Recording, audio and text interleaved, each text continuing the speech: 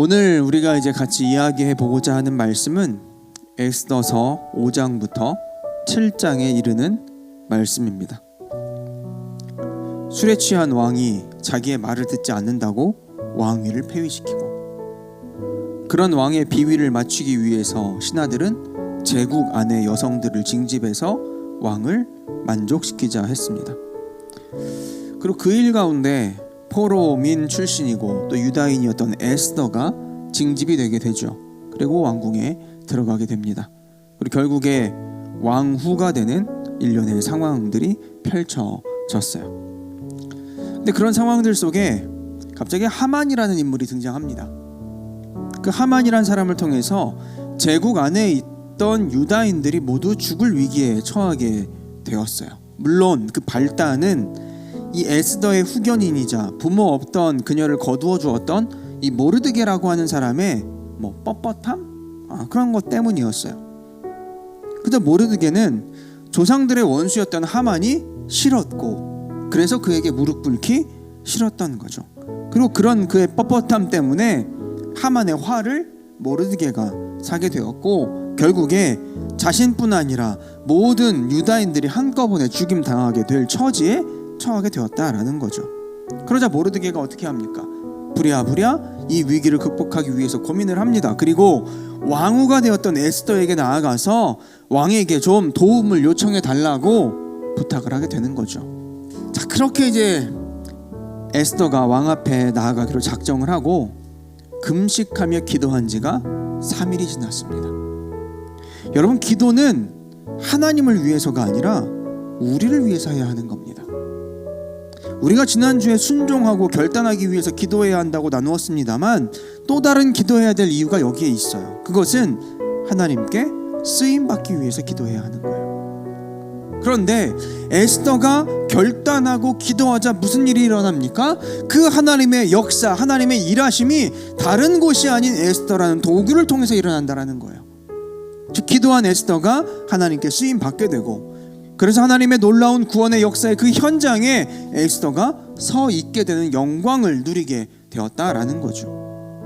자, 그렇게 최선을 다해서 기도한 후에 에스더가 왕 앞에 나아갑니다.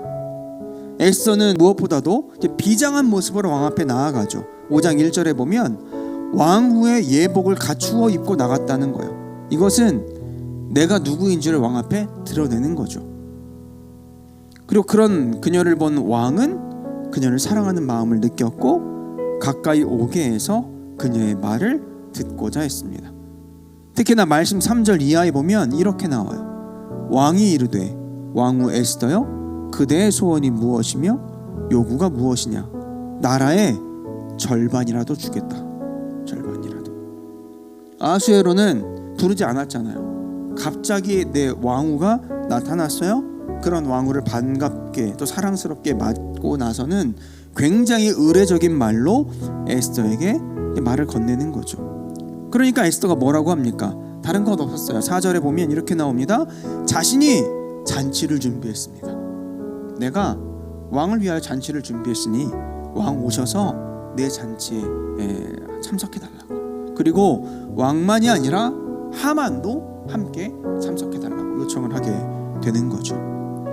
그렇게 첫 번째 잔치가 마무리가 되었습니다. 그리고 말씀은 잔치에 초청받았던 하만에게 그 초점을 맞추게 되죠.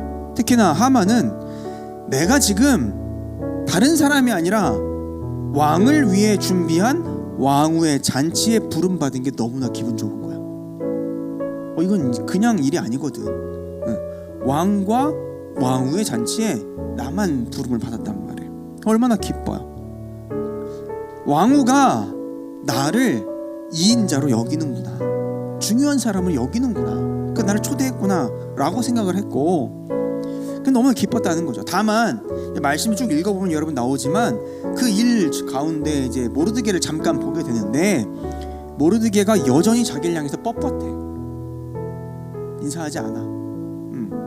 그것에만 화가 났어요. 그래서 다른 건 다 기쁜데 모르드게만 저러니 내가 우선 모르드게만 죽여야겠다라고 다짐을 하고 자기의 집에 수십 미터나 되는 높은 장대를 세운 다음에 저 모르드게를 거기에 달아서 내가 죽여야겠다고 그래서 내가 이제 왕에게 가서 이 모르드게를 내가 좀 죽이겠습니다라고 이야기하겠다고 이제 마음을 먹게 되었다라는 거예요. 그리고 이제 오늘 6장의 말씀으로 넘어가면 여기에 우리의 눈을 끄는 구절이 나오는데 1장 초반에 뭐라고 나오냐 여러분 보세요. 그날 밤에 왕이 잠이 오지 않았다라는 거예요. 그날 밤에. 이게 언제예요? 첫 번째 잔치가 있던 바로 그날 저녁, 하만이 기분이 좋았던 바로 그날 저녁, 또 하만이 모르드게를 죽여야겠다, 장대를 세워야겠다라고 마음을 먹었던 바로 그 저녁, 그 시간에 왕이 잠이 오지 않더라는 거예요. 불면증이죠. 다만 우리가 이제 말씀을 쭉 보면서 생각할 수 있는 내용은 이 이어지는 말씀을 쭉 보면 이 불면증은 그가 어떤 고민을 해서라기보다는 뭔가 하나님의 특별한 뜻하심이 있어서다라는 사실을 깨닫게 되는 거죠. 왜? 말씀을 쭉 읽어보세요. 왕이 잠이 오지 않았어요. 그래서 뭘 합니까? 다른 많은 일을 할 수 있음에도 불구하고 신하들을 시켜서 페르시아의 역대 일기를 가져오라고 하는 거예요. 조선시대 궁중 기록과 같이 왕의 어떤 행적을 썼던 그 책자를 가져오라고 하는 거예요. 그리고 그걸 읽게 했다라는 거죠. 근데 마침 신하들이 딱 펴서 읽은 부분이 뭐였어요? 이전에 나오는 모르드게가 왕에게 반역하려고 했던 사람들을 고발했던 내용, 그래서 그들을 죽였던 내용을 딱 읽었다라는 거죠. 까먹고 있었나 봐 왕이, 자기 일인데도. 그래서 묻습니다. 아니 기록에 모르드게가 나를 위해서 반역자들을 고발했고 그들을 잡게 되었는데 그러면 모르드게에게 내가 무슨 상을 줬냐고 물었어요, 신하들에게. 그때 신하들이 뭐라고요? 아무런 보상도 하지 않았다는 거예요. 그래서 왕이 마음이 불편한 거예요. 나에게 그토록 귀한 일을 한 사람인데 내가 아무것도 행하지 않았다는 사실 때문에 불편했어. 그래서 어떻게든 모르드게에게 상을 주고 싶었는데 6장 4절에 보면 마침 왕이 그 마음을 먹었을 그때 하만이 왕을 찾아 나왔다고. 왜? 뭐하러 나온 거예요? 왕이시여, 모르드게가 마음에 들지 않습니다. 저 문제가 있는 것 같습니다. 장대에 매달아 죽여야겠습니다 라는 말을 꺼내려고 찾아왔던 건데 왕이 그때 뭐예요? 더 급해. 마음이 더 급해. 찾아온 하만에게 하만의 요구를 듣기도 전에 이야기를 하는 거죠. 왕에게 있어서 존귀한 자가 있으면 어떻게 해야 하겠어? 라고 묻는 거예요, 하만에게. 하만이 갑자기 머리를 또 돌립니다. 지금 자기는 제국의 2인자예요. 왕이 생각할 때 왕 빼고 존귀하게 여길 수 있는 사람은 누구예요? 나밖에 없다라고 생각을 하는 거지. 그러니까 마음이 들떠서 그런 사람이 있으면 7절에 나오죠. 왕의 옷과 왕의 말과 왕의 왕관을 다 끄집어내서 그에게 다 뒤집어 씌우고 신하로 그를 데리고 말에 태워서 왕이 존귀하게 여기는 사람이다 라고 외치면서 돌아다니게끔 해달라고. 그게 왕이 할 수 있는, 존귀한 사람에게 행할 수 있는 일이다라고 조언을 한 거죠. 누가 그 역할을 하게 될 줄 알고, 내가 그 말에 탈 줄 알고 하만이 이야기를 하는 거예요. 근데 왕이 하만에게 시킨 일이 뭐예요? 하만이 말한 대로 왕의 옷과 왕의 말과 왕의 왕관을 가지고 누구에게 가라고? 자기가 지금 죽이고자 했던 모르드게에게 가라고. 그에게 가서 그에게 그것을 입히고 왕의 말에 태우고,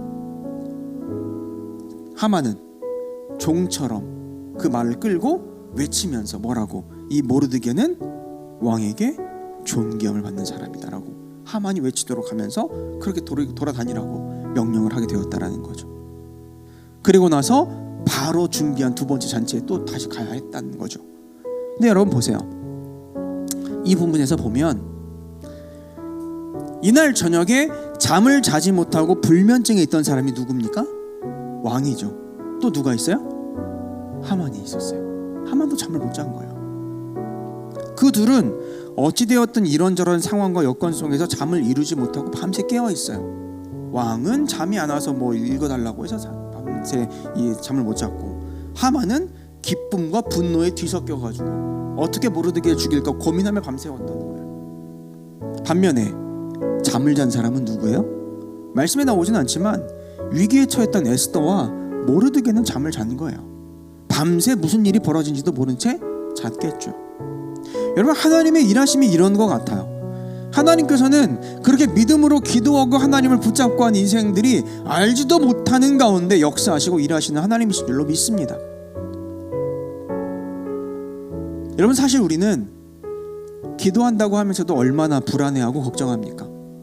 어떤 문제가 생겼어요. 너무 마음이 불안하고 답답해. 기도하죠. 근데도 맡기지를 못해요. 그 짐을 누가 가지고 있어요? 내가 지고 있단 말이야. 하나님께 맡기겠다고 해놓고 내가 다시 도로 지고 끙끙 앓고 있잖아요. 다 뭐예요? 믿음이 부족해서 그러는 거예요. 믿음이 있다면 우리는 담대할 수 있는 거잖아요. 여러분, 하나님을 바라보고 주님을 바라볼 줄 아는 믿음이 있는 자는 두려워하지 않습니다. 하나님이 아닌 세상을 바라보고 문제를 바라보고 어려움을 바라보는 자가 늘 두려움과 걱정 속에 살게 되어 있는 거예요. 여러분, 그래서 오늘 우리에게 뭐가 필요해요? 믿음이 필요한 거예요. 믿음이. 하나님만을 바라볼 줄 알고 하나님만을 의지할 줄 아는 굳건한 믿음이 우리에게 필요하고, 무엇보다 그것을 구하며 하나님 앞에 나아가는 모습이 오늘 우리에게 있어야 되는 거예요. 그래야 평안할 수 있다고요. 말씀으로 돌아와서 에스더가 준비한 두 번째 잔치에 왕과 하만이 참석하게 되었습니다. 그리고 그 잔치에서 왕은 다시 한번 에스더에게 아니 뭘 얘기하고 싶은데 나에게 요구하는 게 뭐야? 라고 묻는 거예요. 나라의 절반이라도 줄게 라고 물었단 말이죠. 세 번째 물은 거예요. 왕이 7장 3절과 4절의 말씀을 우리 같이 읽어보도록 하겠습니다. 시작. 왕후 에스더가 대답하여 이르되 왕이여, 내가 만일 왕의 목전에서 은혜를 입었으며 왕이 좋게 여기시면 내 소청대로 내 생명을 내게 주시고 내 요구대로 내 민족을 내게 주소서. 나와 내 민족이 팔려서 죽임과 도륙함과 진멸함을 당하게 되었나이다. 만일 우리가 노비로 팔렸더라면 내가 잠잠하였으리이다. 그래도 대적이 왕의 손해를 보충하지 못하였으리이다 하니. 아멘. 에스더는 무엇보다도 왕에게 총애를 받는 자기의 목숨이 위태하다며 왕의 주의를 끌고 그와 함께 자기의 동족들도 살려달라고 그 자리에서 간구를 했다는 거죠. 왕이 에스더가 유대인인 거 알아요? 몰라요? 몰랐던 거예요. 왕이 모르드게와 에스더의 관계를 알았어요? 몰랐어요? 몰랐던 거예요. 전혀 모르고 있었다는 거죠. 근데 지금 딱 보니까 뭐예요? 무슨 상황이 벌어졌어요? 내가 조서를 내려서 왕후를 죽이고자 한 거예요. 그러자 왕이 이제 묻습니다. 누가 이 일을 배우냐고, 누가 그렇게 너와 너의 민족을 죽이려고 했느냐고 묻는 거예요. 그때 에스더가 뭐라고 얘기합니까? 당신 옆에 있는 저 하만이 이 모든 일을 꾸몄다라고 이야기를 하게 되는 거죠. 결국 어떻게 됩니까?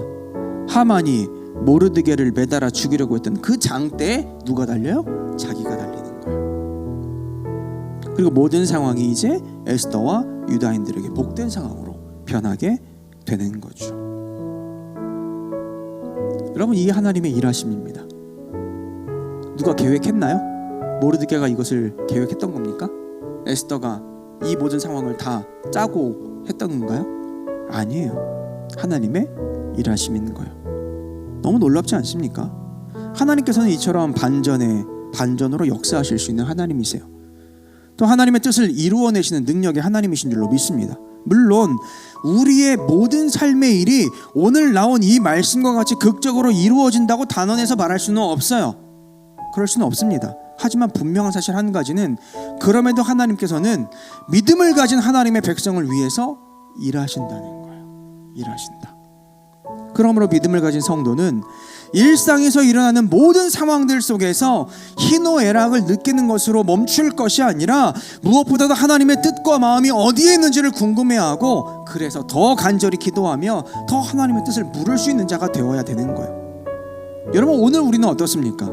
오늘 예배하며 하나님 앞에 나와 있는 우리는 하나님께서 우리의 삶을 이끄시고 운행하시며 하나님의 뜻대로 인도하시는 사실을 철석같이 믿으며 살아가고 있나요? 여러분, 믿고 있습니까? 그래서 작은 일들에 일희일비하지 않고 되려 어떻게든 감사하고 또 감사하고 또 감격하는 삶을 살고 있냐고요. 여러분, 우리가 알든 모르든 간에 하나님의 손길은 모든 순간에 존재하십니다. 하나님의 역사의 손길은 우리의 작은 눈짓 하나에서부터 발걸음 하나하나에까지 미쳐 있고 담겨 있다는 사실을 믿는 믿음이 우리에게 있어야 한다고요. 하나님의 뜻 없이 이루어지는 일은 없습니다. 그래야 모든 순간에 우리가 하나님께 감사할 수 있죠. 되려 더 쓰임받고 더 동력하고자 힘쓰는 인생이 될 수 있는 거 아니겠어요? 그러나 이런 믿음이 없으면 어떻게 됩니까? 모든 순간은 그저 우연이야 라고 밖에 말할 수 없는 거예요. 왜? 나는 이해할 수 없으니까. 나는 해석할 수가 없으니까. 잘 되었든 잘 되지 않았든 뭐 그냥 다 우연이지 라고 퉁치며 넘어가는 거예요. 그러면서 하나님이 아니라 그저 여전히 세상의 방법, 세상의 논리 찾아서 헤매 다니고 있는 거죠. 그리고 그런 두 인생의 결말은 완전히 다를 겁니다.